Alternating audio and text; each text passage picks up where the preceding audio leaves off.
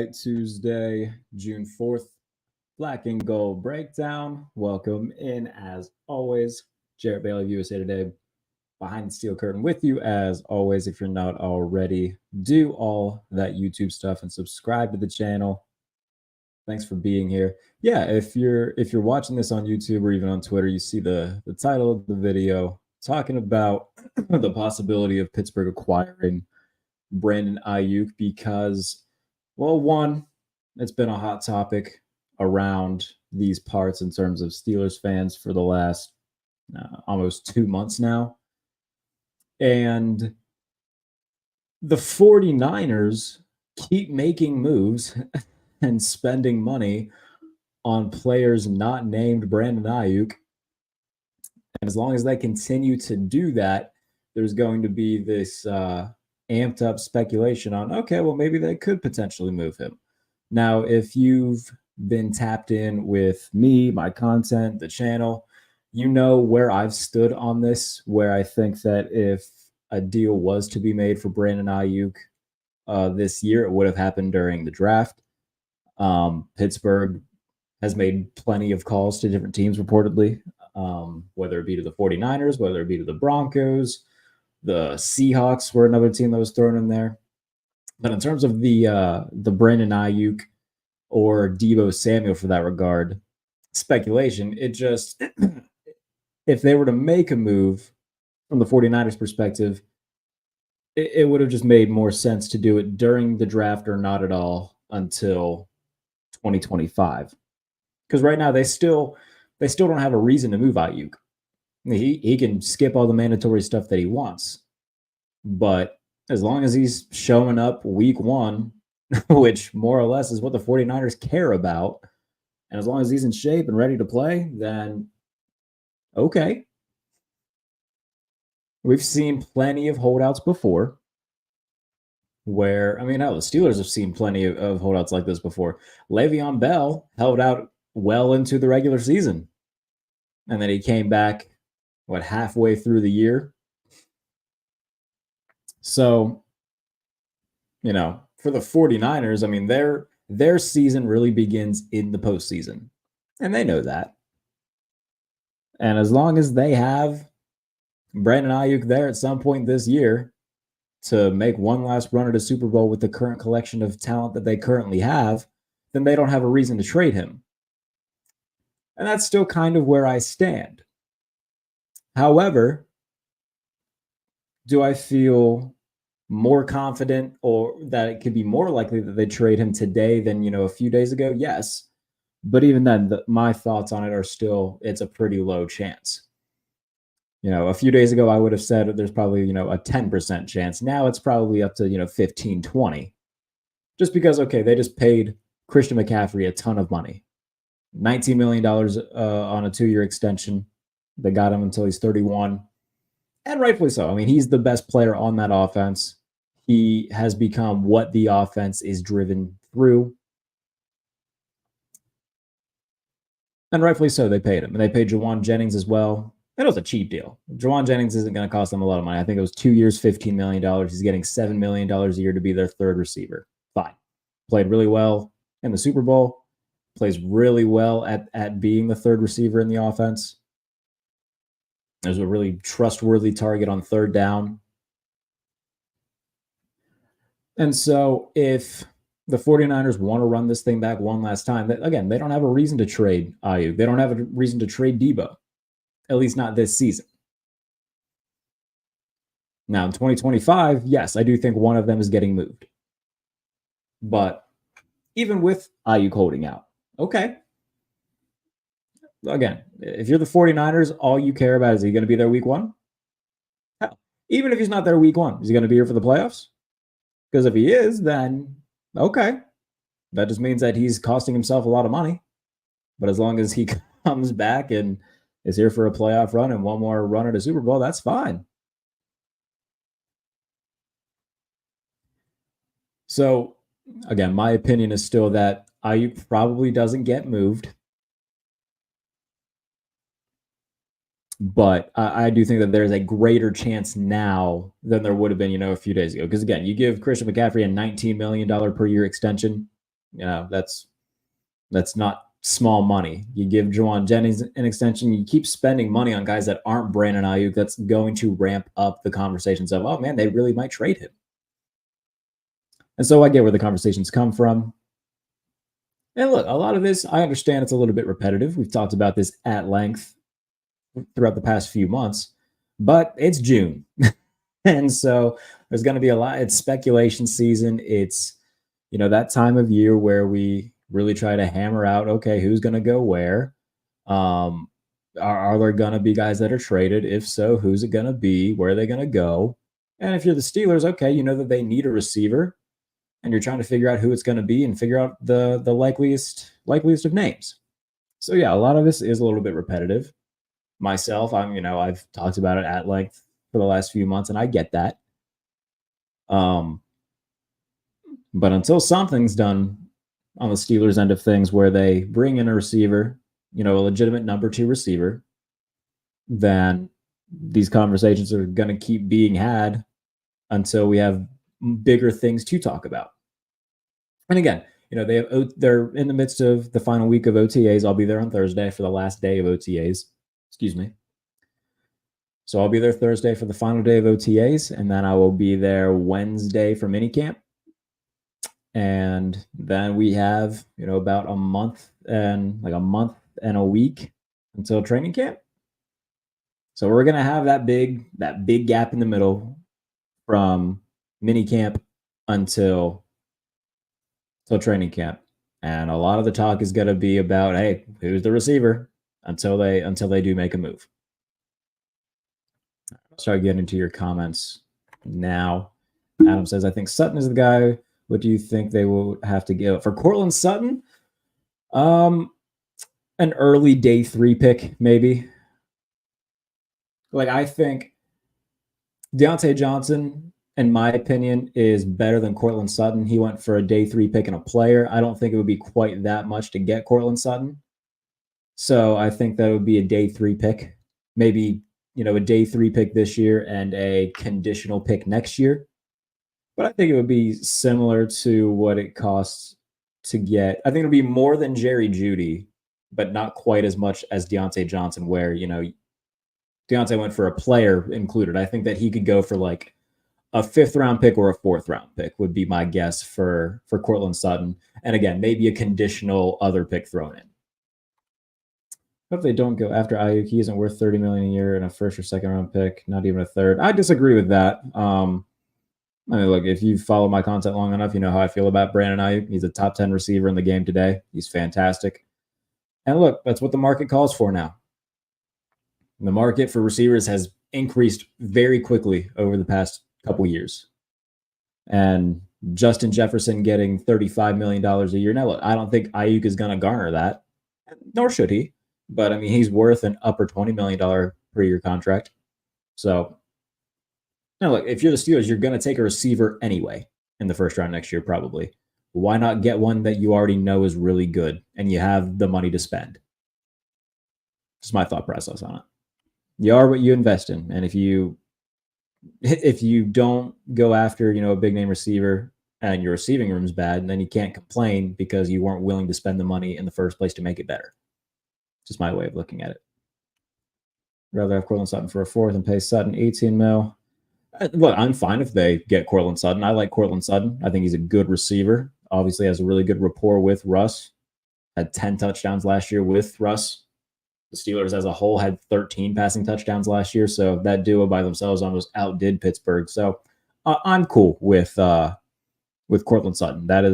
I still think that that's the most realistic name. And I'm cool if that's the move that ends up getting done. I will say this, though. The Broncos aren't budging. As of right now, at least, in terms of being willing to trade him. So that's something that has to change in order for any of this to have any sort of possibility. Ross agrees with Adam.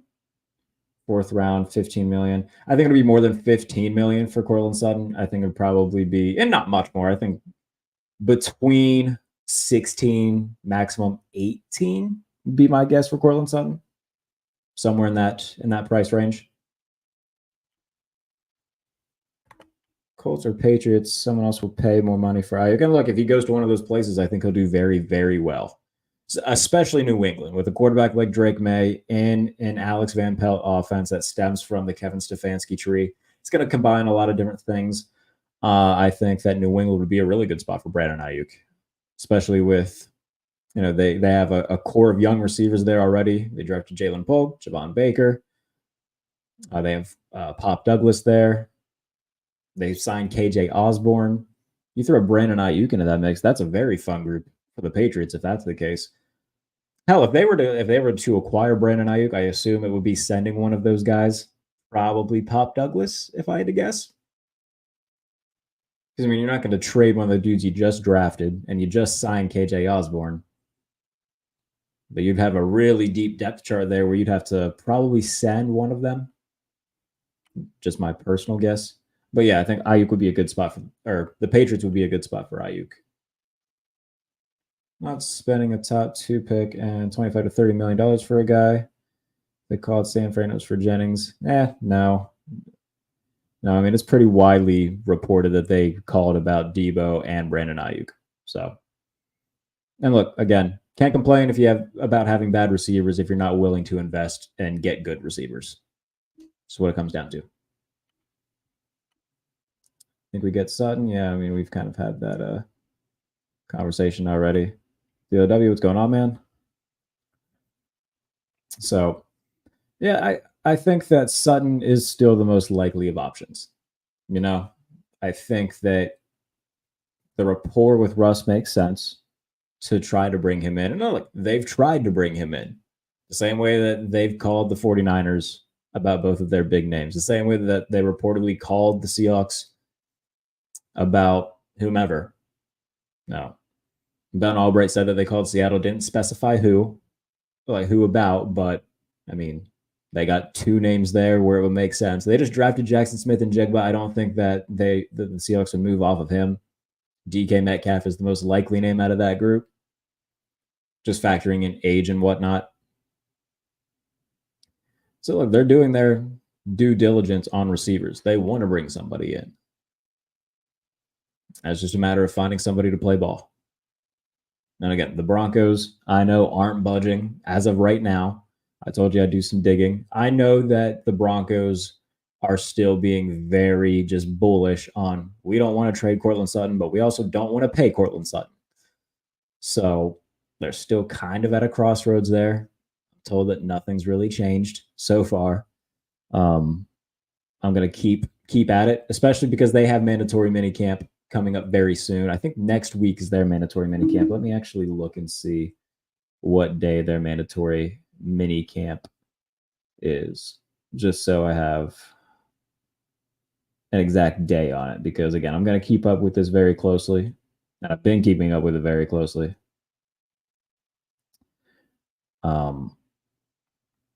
I hate doing this on the fly because then it's like dead air and I'm not talking because I'm typing.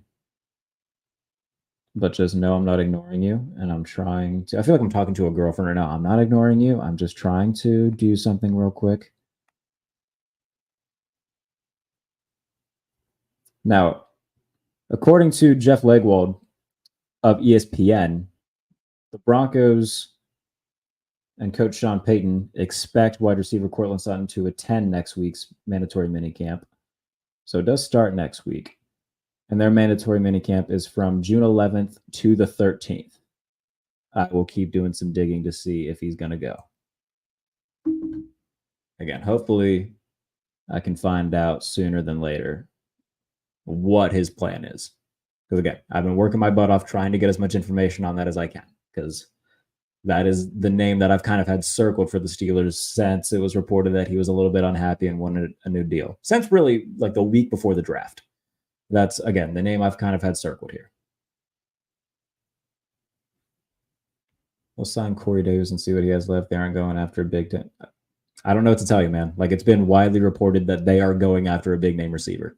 If you want to be angry about it, then go ahead. But they are big game hunting when it comes to this. Now, whether they land one, that's to be determined. But they are going at they have been going after a bigger name. It's just they haven't been successful. And again, like I said yesterday, if I had to guess, their plan was when Mike Williams was scheduled to visit the facility, sign Mike Williams. Don't let him leave the facility without signing a contract. And the plan was George Pickens, Mike Williams, and then a draft pick. And if that still ended up being Roman Wilson, then there's your receiving trio. But once Mike Williams visited the Jets first and signed with them, then I think they were like, ah, crap, didn't expect that to happen. And we're kind of left having to, to figure something else out. So that kind of put them in a bad spot. And now we're just kind of in wait and see mode. So we'll see. We'll see what comes of it. And hopefully something soon happens, because I don't want to spend all like the rest of June and all of July talking about the same thing. Like I said, I would love for something to happen very soon. I would love for something to happen right now. That would be lovely. I don't have to keep having the same conversations.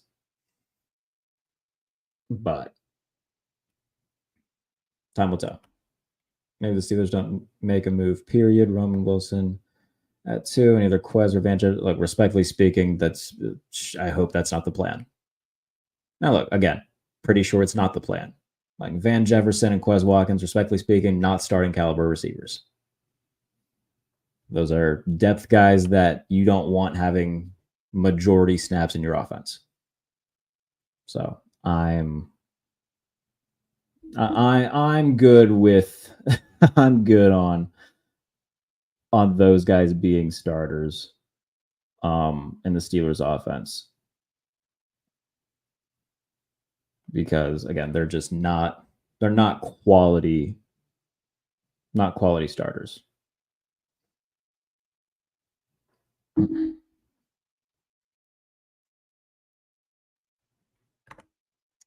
I'm back. Is it real? No, they didn't get him finally.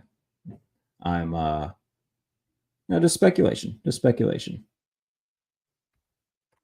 Van Jefferson was number 2 receiver on a Super Bowl winning team. That was 4 years ago, man.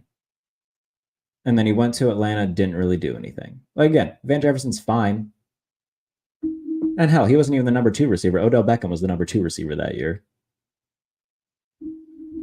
So, again, Van Jefferson, he's another one of those guys where, he had a nice year a while ago, the same way Scotty Miller had a nice year a while ago, same way that Marquez Callaway had a nice year a while ago. Like, they're very much just throwing darts at a board and hoping something sticks. But yeah, Van Jefferson's best year was in 2021. He had 50 catches that year. That's great. And then since then hasn't had more than 24 catches in a year. Like, he's, again, 4 seasons ago, he was good. And hasn't been much of anything since. He hasn't had a touchdown since 2022. Like, he's not a number 2 receiver in today's NFL. Like, again, their plan, in my opinion, was bring Mike Williams in, don't let him leave, and then he'll be the number 2, Pickens will be the 1, and then a draft pick will be the 3rd receiver in the slot. And again, if it would have still ended up being Roman Wilson, that's great. But once Mike Williams signed with the Jets, they were kind of left scrambling and just haven't found a trade partner willing to do business. Or if they do take the call, they're asking for too much. Like, reportedly, I want to say it was Jeremy Fowler. Yeah, Jeremy Fowler of ESPN said that the Steelers were one of the teams in on Deebo Samuel on draft night, and the 49ers wanted way too much of a haul for Deebo Samuel during the draft, so a deal wasn't done. So, again, they're big game hunting. Whether that be for Sutton, Aiyuk, Samuel, maybe DK Metcalf. Ben Albright said that there was a half dozen team that they reached out to. And if we have 3 there with the Broncos, the 49ers, and the Seahawks, that leaves open speculation for who the other 3 could be. I've thrown out maybe they reached out to Tampa Bay about Chris Godwin. Maybe they were I would have to believe they were one of the teams who called the Bills about Stephon Diggs. And, maybe they called, I don't know. I mean, did they put a flyer out for CeeDee Lamb? Did they put a flyer out for Chris Olave? Maybe. Washington for Terry McLaurin? Maybe. But, they are certainly trying to get somebody to be the number 2 boundary receiver. And the reason that Aiyuk keeps getting his name thrown out there, we know the reasons Aiyuk keeps getting the name thrown out there.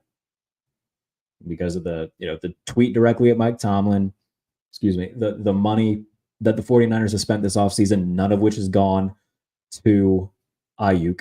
They just gave Christian McCaffrey a 2-year extension worth $19 million a year. They just extended Jawan Jennings, drafted Ricky Pearsall. All of this points to a move eventually being done. But there's no reason for them to do it this year. The 49ers, at least. If you're the Steelers, obviously, yeah, you'd love to get that done. But the 49ers don't have a reason to do it.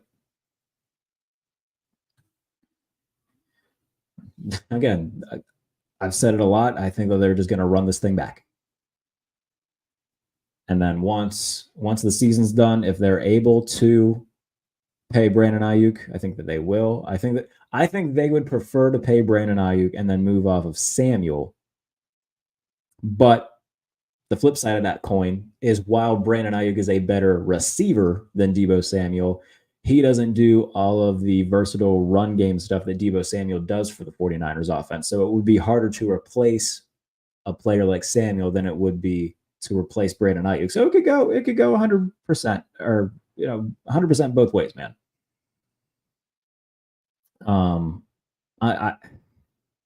But I'm very much sticking to the guns of I just don't think they're going to move either of them.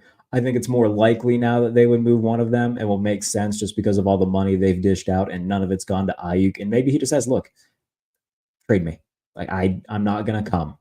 I'm not going to show up to anything mandatory. I'm not going to show up during the season. I want to go somewhere where I'll get paid. To hell with running it back in 2024. Trade me. Maybe that happens. But there's also a world where he just accepts it, tries to win a Super Bowl, gets paid next year. And by the way, if you're a receiver right now, getting paid late is definitely not a bad thing because, let's say that, look at what happened to Amon-Ra St. Brown. He got paid $28 million, and then immediately receivers got paid more than he did because they can look at the Amon-Ra St. Brown deal and say, okay, I'm getting at least what he got. And Justin Jefferson can point and say, okay. Like Justin Jefferson last year reportedly turned down a deal that would have paid him $28 million a year. And then he got $7 million more per year on his new contract, on his contract extension. He bet on himself and he won. If you're Brandon Aiyuk, if you ball out this year, you're going to be the main focal receiver that's going to be available outside of T. Higgins. Hell, I think Brandon Aiyuk's better than T. Higgins, so you're probably going to be the number 1 receiver in free agency next year. There's going to be a lot of money to be spent. So odds are next year he could probably get a team to pay a little bit more than market value for him and maybe get a $30, $31, $32 million per year deal. So if he plays the long game, he could end up reaping the rewards of that. Samuel's not a fit here, though. I disagree with that. I think that he would be I don't think that he would fill the need of the number 2 receiver, but I think that in this offense, he would definitely fit, the run game and pass game stuff. It wouldn't make sense to me for them to get him per se, just because they already have a bunch of slot guys. Samuel plays on the perimeter, but again, not what you want or not what the Steelers need right now in terms of a definitive number 1 separator in the intermediate portion of the field. Deebo's not a separator. He's the best gadget player in the NFL. One of the more versatile players in the NFL. But yeah, I can see why you'd say the thing about, being the fit. Yeah, as a wide receiver. Again, he plays on the perimeter, but again, Aiyuk is the X receiver in that offense. which is why Debo is able to do a lot of the stuff that he does. Thanks, Jacksonville, for the awful deal for Kirk. Yeah, and look, I'll say this. Christian Kirk has played really well in Jacksonville since getting that money. Obviously, hindsight being 2020, a lot of people crapped on that deal a little bit harder, myself included, than we should have because he's played really well. But yeah, that was what really reset the receiver market was Christian Kirk getting a ton of money from the Jaguars because he got $19 million a year that year. It was at 20. It was ahead of the 2022 season was when he got that deal. So that's what really set all of this into motion. 2 firsts for Papa CD. I would do that. I know a lot of people would hate to hear that. How could you go about 2 first-round picks? Because he's great. It's pretty much what it comes down to. I mean, hell. And look, I'll play this game again because it's June 4th. There's a world where, I mean, if the Steelers traded for CeeDee Lamb before the season started, but I don't think they're gonna. I don't think the Cowboys are gonna move him. But let's play this game real quick. Let's say theoretically they send 2 first-round picks to Dallas for CeeDee Lamb or any sort of package that brings back CeeDee Lamb. And let's also say that, oh man, we just don't quite think that Russ or Justin Fields are that guy going forward. And let's say that Dak Prescott hits free agency. There's a real possibility that they could just steal Dak Prescott and CeeDee Lamb from the Cowboys. And then you're in a really good spot. Then you got Dak Prescott, CeeDee Lamb, George Pickens, Roman Wilson, Pat Freiermuth, a good offensive line, and a great defense. Then you've got like a really nice 2 to 3 year window to really go balls to the wall and try to win a Super Bowl. I don't know. I'd be pretty down with it. Because Dallas has treated this offseason so stupidly. They have spent no money. They have 3 guys that want paid and need paid. Where you got Michael Parsons. Dak is going into the final year of his contract. I believe, let's see, CeeDee Lamb, I think he still has 1 year left on his contract after this year. Let me look up CeeDee Lamb's contract. He was a rookie in 2021, wasn't he? Let me see how many years CeeDee Lamb has left on his contract. And of course, it's going to take for effing ever to load because, why wouldn't it? Okay. So CeeDee Lamb. Oh, no. CeeDee Lamb is also an unrestricted free agent in 2025. Hell, if you're the Steelers, maybe you just wait it out and sign both of them. Wouldn't that be fun? Oh, man. I need to get Bird Creative to make jersey swaps of CeeDee Lamb and Dak Prescott together in Steelers uniforms. That would be fun. Yeah, that would be something worth looking at. Now, Steelers are projected to have some $85 to $88 million in cap space, depending on what site you go to. I think Spotrac and Over the Cap are slightly different. And Dak's going to cost you a pretty penny. Dak's probably going to be $55 million a year quarterback, which, by the way, market calls for it. That's fine. But that's what he's going to cost. And you can do a lot of things where you convert a lot of that to roster bonuses and signing bonuses so it doesn't hit all your cap. All 55 of that isn't going to be against the cap, is my point. And so you could still be able to, theoretically, if you wanted to sign both Dak and CeeDee Lamb, just swoop in and do it. So that's a fun thing to think about. Now, look, the likelihood of it happening, pretty slim, probably. But I will say this, Omar Khan would do it if given the opportunity. Again, got to remember, I understand there's going to be a lot of people say, oh, the Steelers won't do that. Maybe the Kevin Colbert Steelers wouldn't. The Omar Khan Steelers will. Especially if they keep feeling this desperation. Let's say that they don't win a playoff game again this year. There's a perfectly good Dak Prescott sitting right there who is still only, he was a rookie in 2016. He's still in his 30, 31. So got plenty of good football left in him. You don't think that Omar Khan and Mike Tomlin would do their damnedest to go get him? Again, this isn't the Kevin Colbert era Steelers anymore, guys.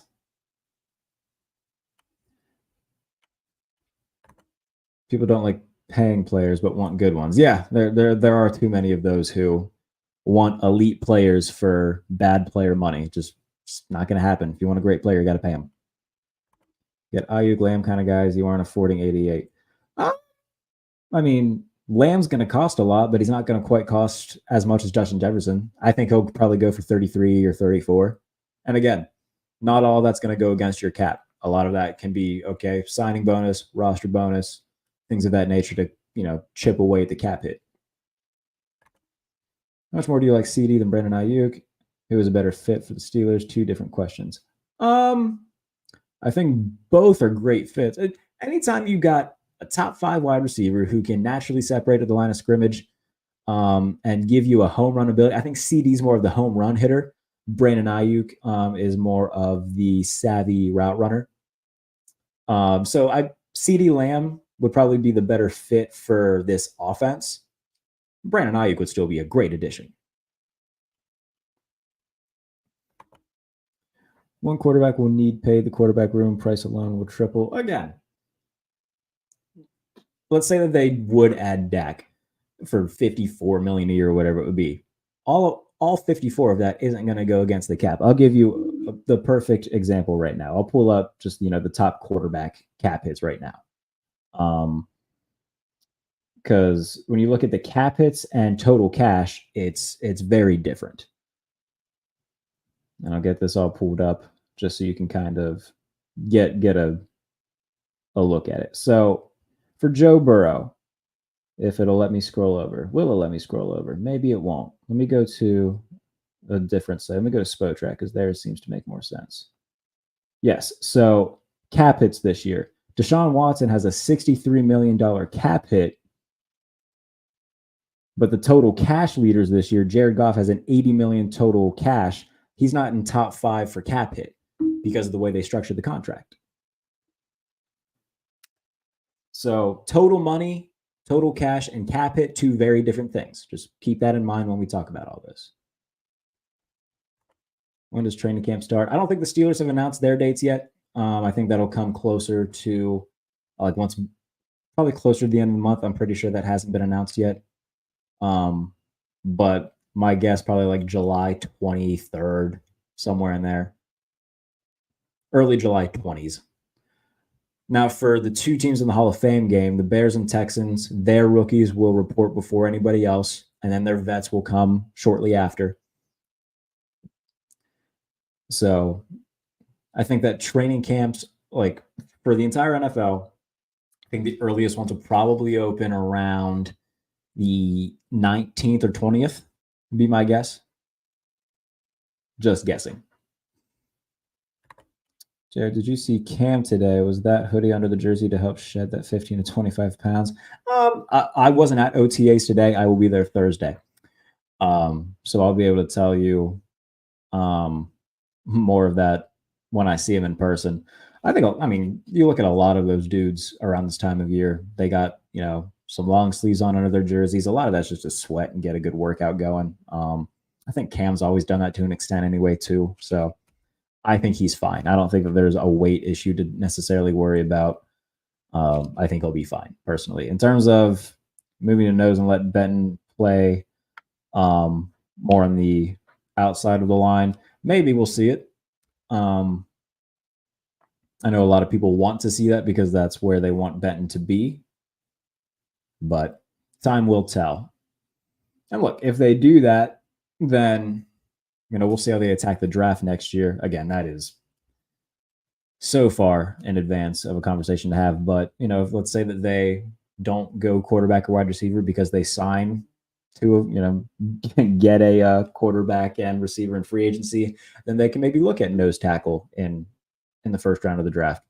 So it all depends on how things go.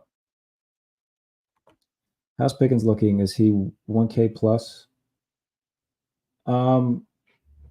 George wasn't there when I was there last week. I think he appeared. I think he was there for the first couple days, but I didn't see him on the field when I was there. So that's what I can give you on George Pickens. He wasn't practicing the days that I was there. I don't know if he was in the facility or not. Can't confirm that, but he wasn't on the field practicing at the time.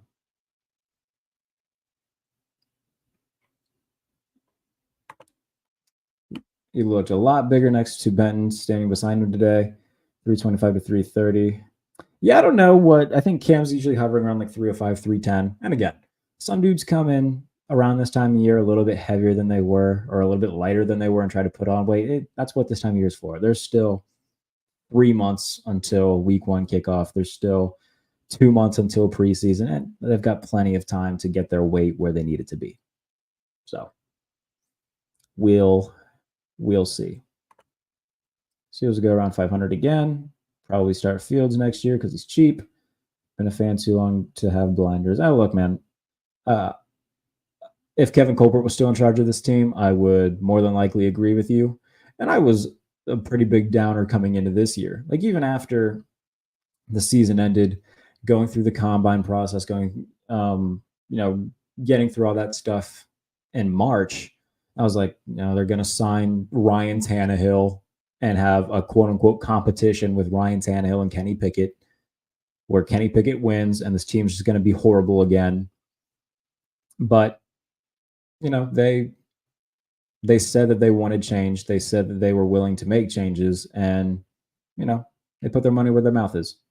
And we'll see how much change that this quarterback room brings. But, I'm going to try to give it the benefit of the doubt, go into it with an open mind, positive mindset. Both guys have looked pretty good thus far. So we'll see. Again, if this was Kevin Colbert, then yes, I would very much agree with you. But I think that Omar Khan is more willing to do things and has a little bit more leeway than maybe some. Again, I think Art Rooney also wants to win because he's faced a lot of criticism, and rightfully so, for being maybe a cheap owner. But they coughed up the largest contract in team history for free agency with Patrick Queen. So the winds of change in Pittsburgh have very much been in full effect this offseason. So hopefully that carries on. Off topic from the roster, we need to stop total cheapness. Yeah, I see a lot of people talking about that in the comments. I see Steve touching on it as well. High on Shedeur Sanders. I'm not. Now, respectfully speaking, Shedeur Sanders is a cocky little shit, and I don't want anything to do with him.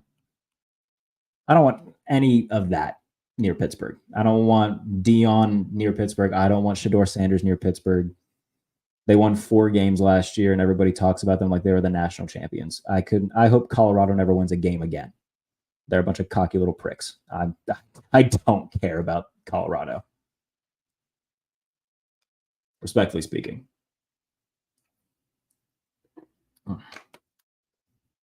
Maybe somebody will clip that. I don't know. I don't think I'm by the way, I'm not a big enough name where that would go remotely viral, so I don't care. But that is truly how I feel. After that whole thing where it had come out that one of the former Colorado players, I think, went to like the University of Buffalo or something like that. And it was talking about like the way that Dion talked to him, like when he basically told him that maybe football wasn't his thing, just like really degrading him and whatnot. And like Shedeur said, "Oh, he must be a bum. I don't know who that is." Like, dude, shut the hell up. You won 4 games, talked a bunch of shit before a game against Oregon, and got your shit rocked. Like, shut up. And it's just that entire group. Deion Sanders pretends he doesn't want attention when all he wants is attention. I don't need any of the Colorado nonsense near Pittsburgh. I don't want them to sniff the Steelers. And I don't think that they will. If anything, that screams Dallas Cowboys to me. That Shedeur Sanders being the next Cowboys quarterback, I think that's what's going to happen. Sincerely. I think that will happen by this time next year. I see a lot. I'm backed up on comments, so look up the wide receiver for Arizona. Look, man, I'm very openly like not a diehard college guy. I'm a very casual college fan. Once January rolls around and I go to the Senior Bowl, that's when I start really paying attention to the draft process and whatnot. So, I mean, I'm sure I'll hear about them at some point this season, but I no idea. No idea. One like button, smash that button. Oh, yeah, appreciate that, Russ. Yeah. And by the way, yeah, we crossed 1,000 subs a couple days ago. Appreciate everybody for helping me do that, by the way. I'm very, very grateful for that. So thank you guys for continuing to watch and all that. It does mean a lot. You don't like Travis Hunter? No, Travis Hunter's the complete opposite. Travis Hunter plays video games in a giraffe onesie, and everybody talks nicely about him. Travis Hunter's good. That'd be cool if Travis Hunter came. I just mean the Sanders clan. I don't need any of them near. I don't need any Sanders near Pittsburgh. Again, that is a Dallas Cowboys experiment waiting to happen, and it's going to be very funny. No, Travis Hunter seems very lovable. Again, he plays video games in like a draft onesie and just chills. He seems very nice. But yeah, that's my overall thoughts on the Colorado stuff. Again, I don't pretend to be a college football expert. That's not my lane. I stay in my own lane. But in terms of the way that they act, I don't want it anywhere near them. Win 4 games and they're treated like they won the national title. No. I personally hope they continue to be bad. Saw PFT reported Traylon Burks being asked to play special teams. Seems like they want to keep him, and it's safe to say he's crossed out. No, I mean, I wouldn't say he's off the trade list. Look, if somebody called the Titans today and was like, we'll give you a 6th-round pick for Traylon Burks, they would say yes. Like, obviously, like, if he's showing up to these things, yeah, they're going to try to find some sort of role for him because he's the 4th receiver on the depth chart. So, I mean, if he's, doing special team stuff during practice, that's not really a surprise because he's not going to be one of the, starting receivers. But if a team called and asked about him and was willing to trade for him, then the Titans would do it. So I wouldn't cross him off the list. I think that there was one name, and now it's escaping my head. Oh, Darius Slayton seems to be a guy that's getting crossed off lists. He reported to I think the Giants had their mini camp. Either they had their mini camp or their OTAs. Either way, he was there. He seems pretty content being there. I think they're going to hold on to him. So Darius Slayton's probably a name you can cross off. But no, I don't think Traylon Burks is a name to cross off at all. New fan, love the show. Thank you, Russ. I appreciate you watching. But I think that this is a pretty good spot to cross it off right around the 45-minute mark. Quick house call stuff. If you're not already subscribed, do that. Subscribe. Tell your friends to subscribe. Again, daily Steelers show Monday through Friday. Did another episode of the Pump Fake today, so you get 2 of those this week. Did the AFC North preview show yesterday with Kevin Ostreicher from Locked On Ravens. So go and watch that. Again, a lot of Steelers talk in there as well. And you get kind of a Ravens point of view from it as well. Kevin's great, does tremendous stuff for Ravens Wire, Locked On Ravens, and I love talking to him anytime that we can. And today, if you didn't watch it already, me, Mike Golick Jr., and JP Acosta had a quarterback and candy draft because it's June 4th and there's nothing better to do. So that was very fun. That's on the channel right now as well that you can go watch. Always enjoy talking to Mike. Always enjoy having JP on. So that was a lot of fun. It was a lot of football and sexual innuendo jokes. So go and watch that or listen to it wherever you get your podcast. Again, that's the Pump Fake with Jarrett Bailey, AFC North preview, and the quarterback and candy draft you can watch on this channel or listen to it wherever you get your podcasts. And then tomorrow we'll be back for a more black and gold breakdown between the hours of 7:30 and 9. That's when it has become tentatively. It just depends on when I decide to load up. So I did see a few more questions coming, so I'll answer them before I hop off. I think the Packers will move off Watson. No, I don't think they're moving off any of their guys. Like Watson, Romeo Doubs, Dontavian Wicks, Jaden Reed, at least not this year. Like all of them just play really good roles in that offense and they just feed off of each other. So I don't think they're going to move any of them as of right now.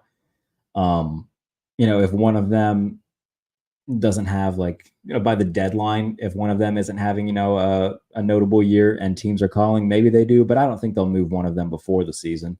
I think that they're pretty happy with all 4 of them, and they use all 4 of them in terms of respectable snap numbers and targets. So I know Watson was dealing with a lot last year. We'll see how much he bounces back, but I think that Green Bay overall is happy with all 4 of their young receivers going forward. So I wouldn't expect Christian Watson to get moved, at least not before the season.